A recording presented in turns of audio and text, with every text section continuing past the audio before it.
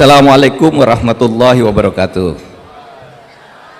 Ini sudah jam 22:43 menjelang jam 23. Saya agak nderdek ini, banyak ulama. Baca sholawat asril dulu yuk.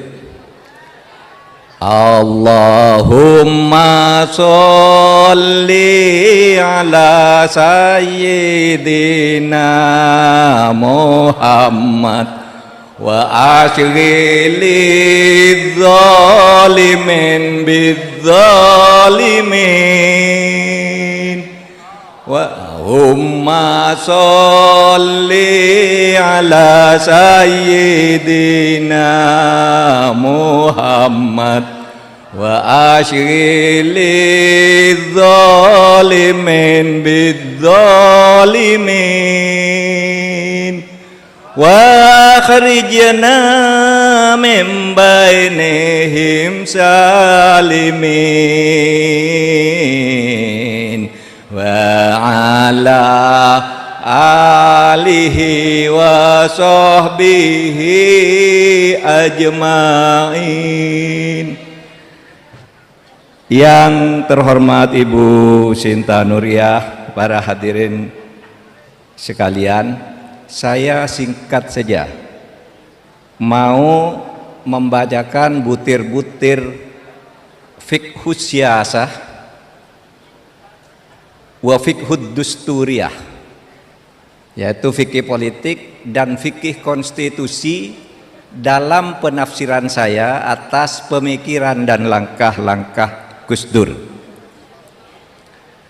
Saudara sekalian, Gus Dur membangun Indonesia dengan demokrasi.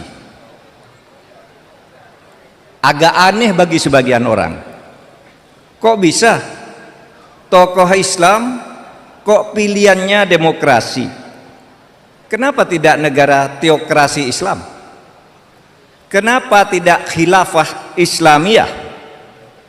Saudara sekalian, Gus Dur itu adalah seorang yang sangat jenius. Tindakan-tindakan dan pikiran-pikirannya selalu didasarkan pada kaidah-kaidah fikih atau usul fikih. Sehingga misalnya Gus Dur memilih demokrasi, itu apa dasar fikihnya? Gus Dur adalah tokoh pesantren, tokoh Nahdlatul Ulama, tidak mungkin dia sembarangan. Kan mesti ada fikihnya. Kenapa memilih demokrasi? Bukankah dulu di dalam sejarah Islam pertama kali itu negara Islam ketika khalifah-khalifah itu sampai jatuhnya Ottoman, Turki. Nah, begini kaidahnya ini. Pertama, negara itu harus ada dan pasti ada. Tidak ada seorang pun di antara kita ini yang tidak bernegara. Misalnya, saudara, wah saya marah ini di Indonesia tuh banyak bencana gini. Saya tidak suka ke Indonesia, saya mau keluar. Mau kemana? Saya mau pergi ke Malaysia, ya Malaysia ya negara. Saudara ke sana datang, saya tidak suka Indonesia, masuk Malaysia, ditanya paspormu mana? Saya mau pindah ke Afrika, sama aja. Karena setiap orang pasti hidup di dalam negara, dan artinya pula setiap orang itu pasti berpolitik. Karena politik itu artinya salah satunya adalah negara. Negara itu adalah organisasi politik yang tertinggi yang dimiliki oleh satu bangsa. Dan oleh sebab itu di sini negara sebagai alat untuk berjuang. Di dalam Islam apakah ada ajaran bernegara? Ada. Buktinya Nabi Muhammad mendirikan negara. Al-Quran bercerita tentang banyak negara. Kulillahumma malikul mulk. Ada itu negara, ada as-sultan, ada khulaif, para pemimpin-pemimpin negara, ada ad-daulah, Ada al-balad, ada al-bilad, itu negara semua. Kalau begitu Islam mengajarkan negara. Lah kenapa kok Gus Dur tidak milih negara Islam?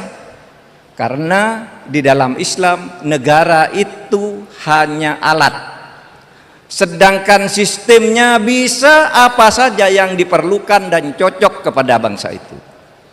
Yang penting mala yatimul wajib illa bihi fahuwa wajib.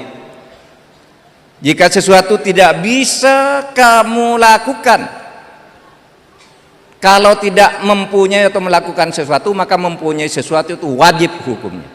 Jika beribadah tidak bisa kamu lakukan dengan baik, kalau engkau tidak punya negara merdeka, maka punya negara merdeka itu wajib hukumnya. Itu dalilnya. Kenapa? Karena kita ini hidup di dunia adalah beribadah kepada Allah, beramar ma'ruf nahi mungkar, berbuat kebaikan di bumi. Nah, itu harus lewat negara. Nah, oleh sebab itu tadi pertanyaannya, kok Gus Dur milih demokrasi? Karena Islam sendiri hanya mengajarkan prinsip negara tapi tidak mengajarkan sistem bernegara. Tidak ada. Saudara mungkin akan mengatakan, lu Nabi bikin negara, kan ada hadis, kutinggalkan kepadamu dua hal, yang manakala kamu pedomani maka kamu akan selamat. Apa dua hal itu? Al-Quran dan As-Sunnah. Berarti kita harus ikut Nabi dan Sunnah Rasul. Tapi coba, apakah saudara mau mendirikan negara seperti Nabi? Tidak bisa. Sistem negara seperti Nabi itu dilarang oleh agama. Kenapa? Karena zaman Nabi itu kepala negaranya Nabi. Sekarang ini tidak ada lagi Nabi. Nabi itu Rasul terakhir. Di zaman Nabi itu legislatif, eksekutif satu tangan. Nabi kepala negara, Nabi ketua pengadilannya, Nabi kepala legislasinya untuk manusia sesudah Tuhan menurunkan wahyu. Oleh sebab itu sistem negara yang dilakukan oleh Nabi tidak boleh kita tiru, tidak bisa, bukan hanya tidak boleh. Karena apa? Karena apa? Karena Rasulullah itu Nabi terakhir. Maka Muhammadun aba ahadim mir rijalikum walakin Rasulillah wa khataman nabiyyin. Tidak akan ada nabi lagi, oleh sebab itu tidak boleh ada negara seperti Nabi. Lalu apa? Di dalam sejarahnya sesudah Nabi wafat, bentuk-bentuk negara itu berubah. Abu Bakar menyebut diri sebagai khalifah. Cara memilihnya adalah musyawarah. Umar menyebut diri sebagai amir, bukan khalifah, amirul mukminin. Umar bukan dipilih tapi diangkat. Apa itu? Kalau Abu Bakar agak demokrasi sedikit, Umar itu sudah monarki, pewarisan, udah beda. Dari Rasulullah ke Abu Bakar ke Umar udah beda. Umar ke Utsman pakai ahlul halli wal aqdi, DPR lah, ahwa kalau di NU, beberapa orang terpilih hebat menentukan seorang pemimpin. Sedangkan Ali dibayat lagi oleh rakyat. Dan sekarang ini saudara, ada 57 negara muslim di dunia ini yang negaranya beda-beda. Ada yang demokrasi, ada yang monarki, ada yang federal, ada yang kesatuan, ada yang teokrasi Islam seperti di Pakistan, dan macam-macam. Nah, di sini maka dipakai lagi dalilnya, la yunkaru tawayyurul ahkam bitawayiril azman wal amkan wal awaid. Tidak bisa dipungkiri hukum-hukum tata negara, hukum politik dan sebagainya itu berubah dari waktu ke waktu karena perbedaan waktu, perbedaan tempat, dan perbedaan budaya. Maka berbagai negara Islam itu mengembangkan negaranya sesuai dengan budayanya masing-masing. Sehingga sekarang kalau saudara katakan negara Islam, beda dong antara Saudi Arabia dengan Uni Emirat Arab. Uni Emirat Arab itu ikut yang Umar, Uni Emirat Arab itu keamiran. Oleh sebab itu Umar disebut Amir, Amirul Mukminin. Nah, saudara, bahwa di dalam negara itu, bernegara itu tidak ada satu sistem tertentu itu bisa dilihat juga dari Piagam Madinah. Ketika Nabi Muhammad pertama kali mendirikan negara, itu yang didirikan negara demokrasi kosmopolit substansinya, meskipun sistemnya itu menjadi negara dengan kekuasaan tunggal karena Rasul yang memegang segalanya. Apa? Jiwa demokrasinya ada di jiwa musyawarah dan kebersamaan, pluralisme. Ketika Nabi bersabda, hadza kitab min Muhammadin sallallahu alaihi wasallam bainal mu'minin wal muslimin wa quraisyin wa yasrib wa man tabi'ahum falahiqu bihim wa jahada ma'hum. Ini surat proklamasi kemerdekaan dari Muhammad sallallahu alaihi wasallam. Kitab itu proklamasi, bisa tulisan, bisa surat, bisa keputusan, ketetapan. Ini ketetapan Muhammad Rasulullah bahwa negara ini menyatukan antara orang mukmin dan orang muslim, orang Quraisy yang datang dari Mekah dan orang Yasrib yang ada di Madinah ini, waman tabi'ahum, dan seluruh suku-sukunya yang berbeda dengan segala puaknya, falahiqu bihim, menyatakan bersatu, merdeka sebagai sebuah bangsa, mengikatkan diri, wajahada mahum, dan berjuang bersama-sama untuk membentuk pemerintahan dalam tempo yang sesingkat-singkatnya. Sama dengan proklamasi itu. Piagam Madinah itu sama dengan proklamasi.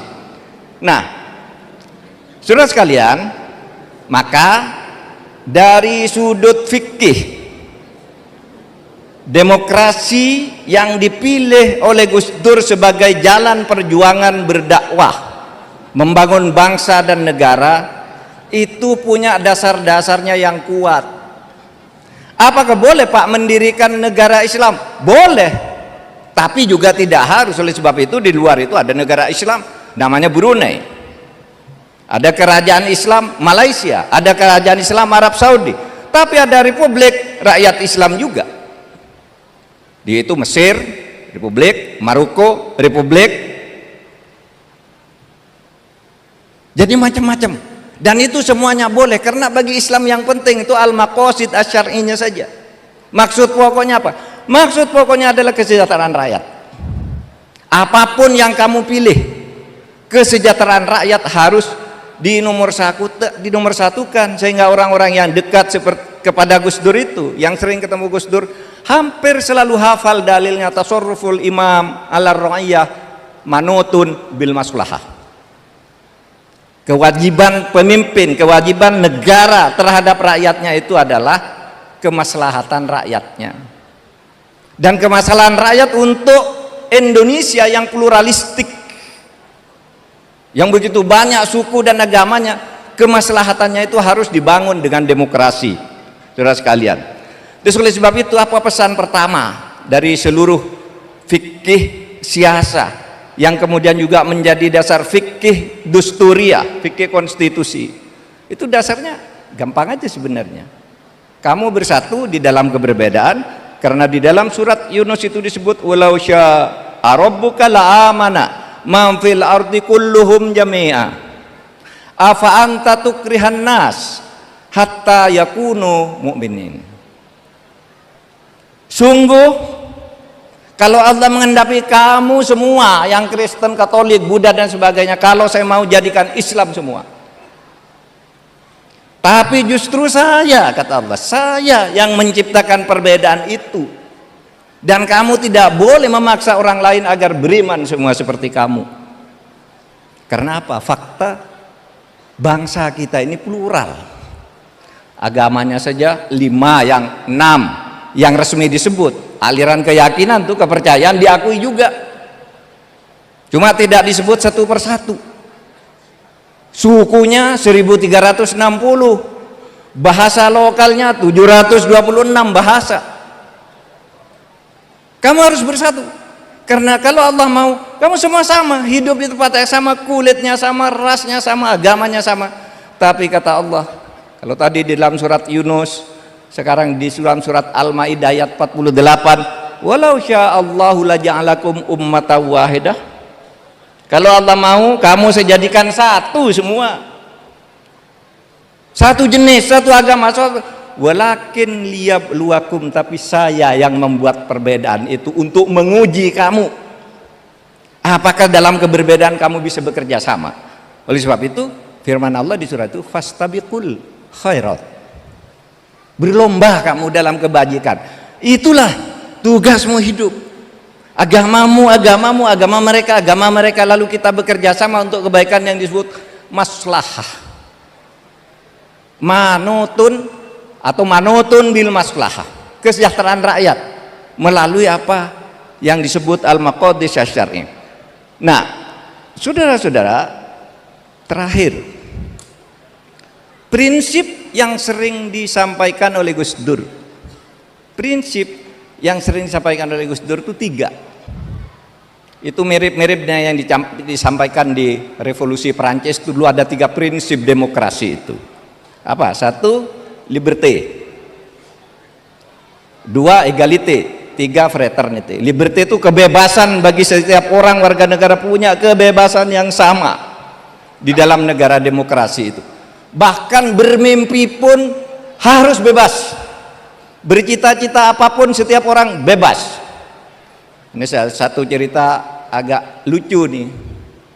Satu saat Gus Dur ikut penataran P4 nih, kata teman-teman seangkatannya nih cerita. Ikut penataran P4, bercerita tentang Indonesia adalah negara demokrasi. Menurut Bung Karno tuh demokrasi ini ceritalah Bung Karno. Gus Dur tidur, biasa tidur Gus Dur. Tidur lalu dibangunkan dia. Gus, bangun. Dengar enggak kamu tadi? Itu ada ceramah tentang demokrasi Indonesia, kamu ngikutin enggak? Enggak ya katanya. Terus kamu gimana? Saya baru tidur bermimpi bertemu dengan Bung Karno. Itu di penataran P4. Saya bermimpi bertemu Bung Karno, lalu Bung Karno memberitahu kepada saya, demokrasi itu begini loh, kerakyatan, ada DPR, ada apa gitu. Dimarahi sama penatarnya. Gus, ini penataran, kok kamu cerita mimpi apa itu? Lalu Gus Dur bilang, katanya mau bicara demokrasi, masa orang mimpi saja tidak boleh? Ini Gus Dur cara menerangkan enak, mimpi aja tidak boleh, kamu bicara demokrasi apa? Memperjuangkan hak rakyat tidak boleh, mau bicara hak apa? Kamu kuasa sewenang-wenang, tidak memberi kesempatan kepada rakyat untuk berekspresi dan sebagainya. Kok tidak boleh? Itulah liberté. Tapi saudara, liberté itu akan merusak kalau tidak dikawal oleh aturan bersama yang disebut hukum dan keadilan. Oleh sebab itu ada égalité, ya, kesamaan kedudukan di depan hukum dan pemerintahan. Tidak boleh ada diskriminasi. Tidak boleh hanya orang memperjuangkan kelestarian lingkungan hidup lalu dipersekusi, didiskriminasi, dibully, macam-macam, ditakut-takuti, tidak boleh. Kalau terjadi pengadilan, adili dia dengan bebas. Berikan hakim kemerdekaan, turuti putusan hakim. Lalu yang ketiga, fraternity. Fraternity itu artinya apa? Kebahagiaan, persaudaraan, keadilan sosial. Sehingga di situ dalam persaudaraan itu ada kebahagiaan bersama. Itulah yang disebut kesejahteraan, al-maslahah namanya. Nah itulah gampang toh fikihnya Gus Dur, dan itu konsep seperti itu, saudara. Lama zaman Orde Baru dihantam habis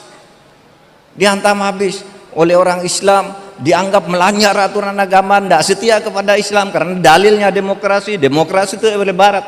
Tapi begitu ada reformasi,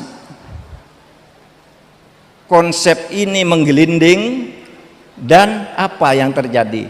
Terjadi mobilitas sosial vertikal umat Islam yang begitu melesat. Yang dulu orang Islam itu dianggap manusia kelas 2, tidak bisa ngurus negara. Sejak itu karena demokrasi memilih sendiri siapa teman, siapa yang terbaik, maka saat itulah muncul politisi Islam, bukan hanya di DPR. Kalau dulu kan partai Islam ya milih wakil di DPR, di kabinet sulit. Nah, sesudah reformasi dengan konsep demokrasi yang dibangun oleh Gus Dur itu, kaum muslimin itu bersama suku-suku dan pemeluk agama selain bersama membangun bangsa itu, kita tetap mendominasi. Karena apa? Karena mayoritas. Gus Dur bukan penganut politik representatif. Politik representatif itu dulu di awal-awal bangunnya ICMI, Ikatan Cendekiawan Muslim se-Indonesia, itu artinya pikirannya Pak Amin Rais tuh, politik representatif, politik di mana kelompok masyarakat yang terbanyak harus memimpin lebih banyak, DPR-nya harus lebih banyak, pemerintahnya lebih banyak, kepala daerahnya lebih banyak. Itu politik representatif. Tapi Gus Dur enggak, pokoknya demokrasi lah, enggak pakai representatifan, nanti kan masuk sendiri. Dan yang terbukti Gus Dur, semuanya sekarang ikut apa yang disebut pluralisme itu semuanya ikut. Lalu tokoh-tokoh yang tadinya enggak sangka sekarang masuk, bisa menjadi ketua DPR, ketua MPR, bisa jadi presiden, jadi menteri ini, menteri itu, gubernur, bupati, masuk semua. Yang tadinya kalau tidak ada demokrasi pasti enggak bisa. Nah, saudara sekalian, demikian keseluruhan dari apa yang saya sampaikan ini, yaitu dasarnya pluralisme. Ada yang mengatakan gini, apa pluralisme itu haram? Enggak. Kalau dalam ilmu pengetahuan tuh ketika bicara sesuatu, kita itu definisinya apa dulu. Kalau pluralisme diartikan semua agama itu benar, ya salah. Pluralisme itu didefinisikan begini, pluralisme adalah kepercayaan bahwa perbedaan itu adalah fakta yang diciptakan oleh Tuhan, dan karenanya harus menghormati di dalam perbedaan itu. Itulah pluralisme. Kalau diartikan seperti yang kata Gus Dur ini, menghormati perbedaan itu ciptaan Tuhan sendiri kok, dalilnya jelas. Mau bikin negara Islam kayak apa? Di Al-Quran tidak ada sistemnya. Di Al-Quran tuh sistem demokrasi bisa, sistem teokrasi bisa, sistem monarki bisa. Nabi Muhammad membentuk sistem tertentu tapi tidak bisa ditiru karena beliau nabi, dan sudah tidak bisa lagi sekarang pemimpin nabi, kan khotaman nabiin sudah habis. Sehingga kita membentuk negara itu berdasar kebudukan waktu, azman wal amkan, tempatnya, sehingga Arab dan Mesir beda, Indonesia dan Maroko beda, Indonesia dan Pakistan beda, karena tempatnya beda, masyarakatnya beda, walawaid beda-beda. Dan mari kita jaga negara ini dalam satu semangat nasionalisme.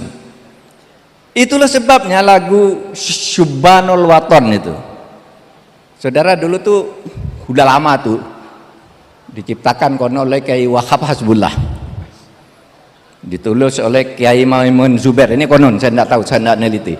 Tetapi yang pasti lagu Syubbanul Waton itu baru mulai muncul sesudah Gus Dur jadi presiden. Sebelum itu tidak pernah dengar. Kalau sekarang kan hafal semua. Ya lal waton, ya lal waton, ya lal waton, gitu kan, hafal semua. Itu apa? Itu adalah wahai tanah airku, wahai tanah airku. Cinta tanah air itu sebagian dari iman. Coba yuk. Ya lal waton, ya lal waton, ya lal waton, hubbul waton minal iman, wala takun minal khirman, inhadu ahlal waton, Indonesia biladi, anta unwanul fakhoma, kullu ma ya'tika yauma tomihan yalqa khimama, kullu ma ya'tika yauma tomihan yalqa khimama. Saudara, di pelosok Aceh, ini kan di Jawa nih, NU nih yang bikin ya lal waton. Di Aceh itu begitu perang Aceh berakhir dan Aceh dinyatakan kalah, di situ menggelora perlawanan melawan Belanda, dan mereka mendengar tuh bahwa di Indonesia sudah muncul gerakan-gerakan kemerdekaan. Di Jawa muncul gerakan kemerdekaan yang bernama Indonesia. Apa lalu? Di sana ada lagu juga yang orang Jawa tidak hafal. Apa bunyinya? Ya abna ana jinsana Indonesia kum min naumikum wandur ila watnikum. Tidak ada yang hafal kecuali orang Aceh. Itu lagu semangat seperti ya lal waton tuh. Ya abna ana, hai anak-anakku, kebangsaan kita ini Indonesia. Bangun kamu, kum. Bangun dari tidurmu, kum min naumikum wandur ila watnikum. Bela itu bangsamu. Lalu ada watoni anta abun li salisun min abawaini watoni anta hayati wa muna nafsi wa aini. Itu di Aceh. Apa? Waton itu ya lalu waton. Watoni, wahai tanah airku, anta abunli, engkau adalah orang tuaku. Wahai tanah airku, engkau adalah ayahku. Salisun min abawaini, orang tua yang ketiga sesudah ayah dan ibuku. Oleh sebab itu kamu harus saya bela di dalam satu kebersatuan kita sebagai sebuah bangsa. Waton. Nah saudara sekalian, demikian, tidak usah terlalu malam, ini sudah jam. Wah, sorry, saya tadi mau bicara seperempat jam, ini udah 20 menit. Terima kasih atas perhatiannya. Mari kita doakan agar Gus Dur senang melihat kita semua. Beliau pasti melihat kita, karena menurut Al-Quran, wala taqulu liman yuqtalu fi sabilillahi amwat bal ahya. Jangan kau kira orang yang sudah meninggal itu betul-betul mati. Yang pergi itu hanya fisiknya, tapi ide-idenya dan semangat perjuangannya selalu bersama kita. Begitu. Allahumma sholli ala sayyidina Muhammad wa ashghilid zalimin bidzalimin. Allahumma sholli ala sayyidina Muhammad wa ashghilid zalimin bidzalimin wa akhrijna min bainihim salimin wa ala alihi wa sahbihi ajmain. Assalamualaikum warahmatullahi wabarakatuh.